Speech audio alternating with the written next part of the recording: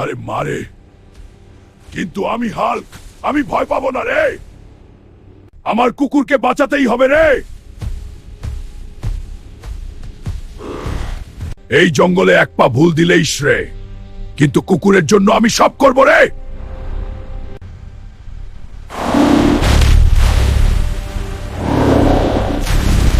আরে এই নদী পার হতে হবে রে, কিন্তু ওরে বাবা, এত বড় কুমির! তুই আমার পথে বাধা দিবি রে? হাল্কের সামনে দাঁড়াস না রে।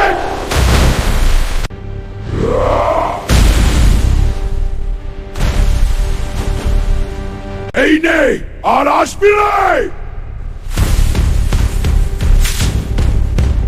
আরে সামনে কি?